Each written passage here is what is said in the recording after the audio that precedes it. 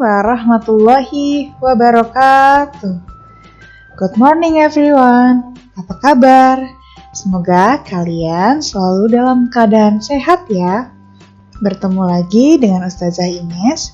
Sebelum memulai pelajaran, alangkah baiknya kita berdoa terlebih dahulu ya.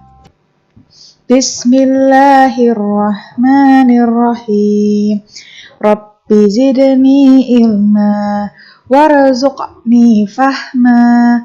Rabbi shrah li sadri wa yassir li amri wahlul 'uqdatam min lisani yafqahu qawli.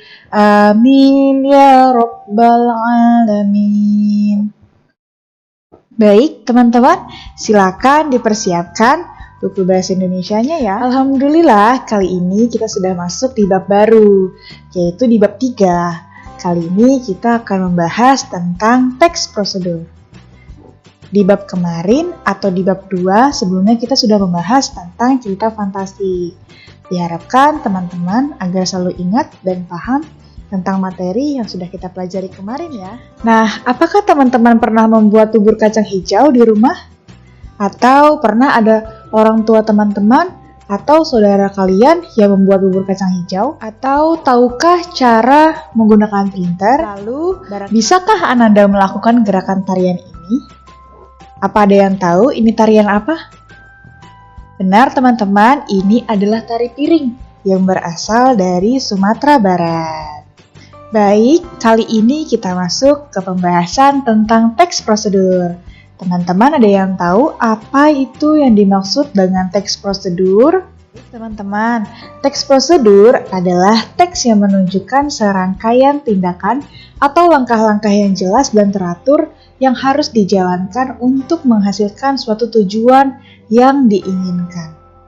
Lalu ada tujuan dari teks prosedur, yaitu untuk menjelaskan kegiatan yang harus dilakukan agar pembaca atau para pemirsa dapat secara tepat dan akurat mengikuti sebuah proses membuat sesuatu, melakukan suatu pekerjaan, atau menggunakan suatu alat.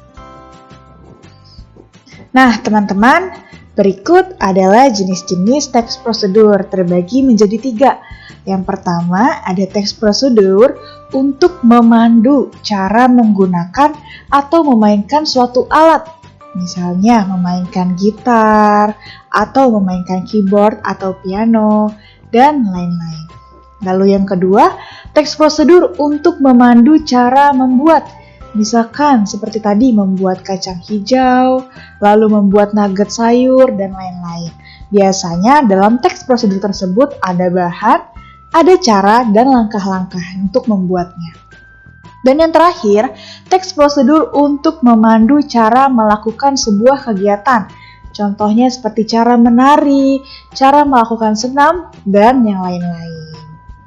Baik teman-teman, berikut adalah contoh membuat nugget sayur. Nah, nugget sayur biasanya terbuat dari sayuran sehat dengan pilihan sayuran seperti bayam, wortel, brokoli. Nah, berikut adalah cara mudah untuk membuat nugget sayur. Bahan-bahan yang kita butuhkan yaitu ada 125 gram ikat bayam disiangi atau diiris kasar, lalu 100 gram wortel yang diparut kasar, 75 gram tepung terigu protein sedang, 6 butir telur, 100 ml air, setengah buah bawang bombay yang dicincang atau dipotong halus, lalu 3 siung bawang putih yang dihaluskan, 1 sendok teh merica bubuk, setengah sendok teh pala bubuk, setengah sendok teh garam, 1 sendok teh gula pasir, dan minyak untuk menggoreng. Selanjutnya ada bahan pencelupnya, yaitu 3 butir telur yang dikocok lepas, lalu 100 gram tepung roti halus. Cara membuatnya, yang pertama, aduk rata semua bahan, kemudian cetak di loyang berukuran 18 x 18 x 3 cm yang dialasi plastik. Lalu yang kedua, kukus selama 30 menit sampai matang. 3. Setelah matang, potong-potong bahan yang telah dikukus tersebut. 4. Celupkan ke bagian telur yang telah dikocok lepas, lalu digulingkan ke dalam mangkuk tepung roti. Lakukan pelapisan 1 kali lagi. Lalu yang terakhir adalah goreng sampai matang. Berikut adalah salah satu contoh teks prosedur untuk membuat suatu masakan, yaitu nugget sayur. Baik teman-teman, alhamdulillah materi kita sudah selesai. Mari kita tutup dengan membaca Alhamdulillah bersama-sama.